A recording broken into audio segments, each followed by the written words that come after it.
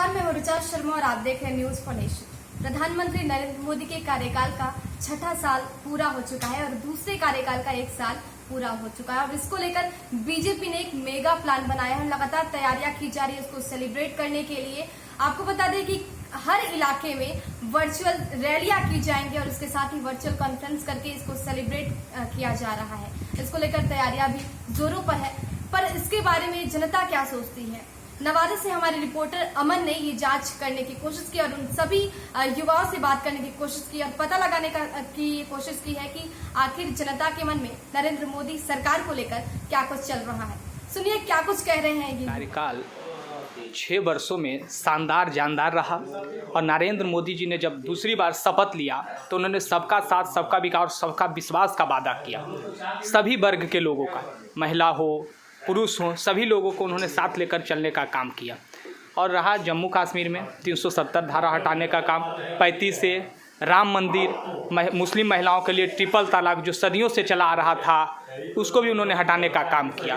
उससे महिलाओं में एक बहुत ही आत्मनिर्भरता आई है और नरेंद्र मोदी जी इसके लिए बधाई के पात्र। अभी जो हाल में ही कोरोना जो वैश्विक महामारी का रूप ले चुका है, पूरा विश्व इससे प्रभावित है, लेकिन नरेंद्र मोदी जी की सूझबूझ ने इस देश को एक बड़ी आपदा से बचाने का काम किया जो काफ़ी सराहनीय है और नरेंद्र मोदी जी और उनकी पूरी सरकार इसके लिए बधाई के पात्र है। संसद काल में आप लोग क्या देख रहे हैं?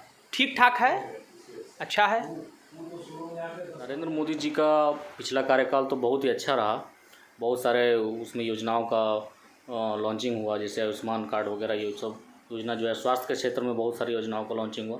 ये पिछले 1 साल में जो 370 और 35 से धारा हटाने का जो उन्होंने कश्मीर से काम किया वो एक बहुत ही सराहनीय कार्य हुआ। जनभावनाओं के अनुरूप उन्होंने देश की जनभावनाओं को उन्होंने समझा और उसके अनुरूप उन्होंने काम किया। और अभी तो इस कोरोना महामारी के समय, इस आपदा के समय आप देख सकते हैं कि अमेरिका और इटली में लाखों लाख लोग मर रहे हैं और उन सबसे अच्छा डिसीजन जो है हमारे प्रधानमंत्री ने लिया और विश्व में इसकी चर्चा भी हो रही है, क्योंकि जिस हिसाब से वहाँ लाखों लाख लोग मर रहे हैं उसके अनुपात उसकी स्थिति में यहाँ बहुत अच्छा स्थिति है। और लॉकडाउन में बहुत सारे लोग जो हैं पीड़ित हैं, बहुत जैसे महाराष्ट्र वगैरह है वहाँ स्थिति बहुत ज़्यादा ख़राब है, लेकिन बहुत सारे लोग ठीक भी हो रहे हैं। तो ये इनकी एक उपलब्धि है जो कि और पूरा विश्व इसको मान भी रहा है। भाजपा के जो सांसद यहाँ हैं माननीय चंदन जी, उनका 1 साल का कार्यकाल अभी तक बहुत ही सफल रहा है और निरंतर वो हम लोग से संवाद होते रहती है उनकी, और बहुत ही मृदुभाषी स्वभाव के हैं।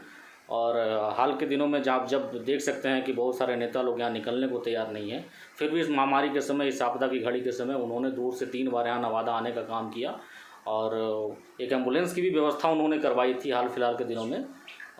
स्पेशल एम्बुलेंस जो कि मान लीजिए किसी का बहुत ज़्यादा तबीयत खराब हो तो उसको लाने ले जाने में वो सहायक है और अच्छा उनका कार्यकाल रहा है, बहुत ही सराहनीय। हम आशा करते हैं कि आगे भी वो बहुत ही अच्छा कार्य करें। देखिए 1 साल पूरा हो चुका है माननीय सांसद महोदय का नवादा से जीते हुए, और ये देखा जा रहा है 1 सालों में जो यहाँ के लोगों का अपेक्षाएं थी उनसे, जो उनसे उम्मीद था, जिस आशा के साथ लोगों ने उनको बहुत बढ़ चढ़ करके वोटिंग किया, उस आशा के अनुसार उनका जो कार्यकलाप होना चाहिए था वो देखने को नहीं मिल रहा है।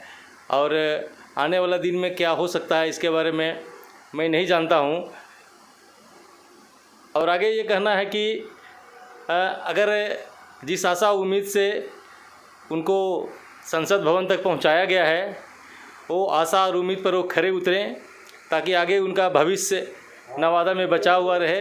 अदरवाइज नवादा के लोग बाहरी सांसद को लेकर के बहुत परेशान हो चुके हैं और वे ईश्वर आने वाला दिन में निश्चित ही कुछ नया करके दिखाएंगे। वो देखिए 5 साल तो उनका बहुत हवाई फायरिंग हुआ, चुनाव से ही उनका हवाई फायरिंग हो रहा था, कहीं निशाना कुछ लगा नहीं। 5 साल तो यहीं हाथ लोग मलते रह गए। फिर एक उम्मीद था उनसे, क्योंकि देश के और पूरे अगर कहा जाए विश्व स्तर तक तो उनका एक बहुत महापुरुष के रूप में जाने जा रहे हैं। जिस उम्मीद के साथ दोबारा उनको लोग वोटिंग किया और जो उम्मीद उनसे आशाएं जो किया था, अभी 1 साल पूरा होने के बाद भी दिख नहीं रहा है। हाँ, इस लॉकडाउन और कोविड-19 को लेकर के जो उन्होंने पहल उठाया है ये सराहनीय कहा जा सकता है। लेकिन इसमें उनकी जो और सौभाग्यता होनी चाहिए, जो गरीबों को, मजदूरों को जो उनके द्वारा पूर्ण सहयोग हर तरह से किया जाना चाहिए था, वो नहीं किया जा रहा है। और साथ ही साथ जो मध्यम क्लास के लोग हैं, खास करके जिनका डेली कमाना खाना है, उनके लिए भारी समस्या हो गई है।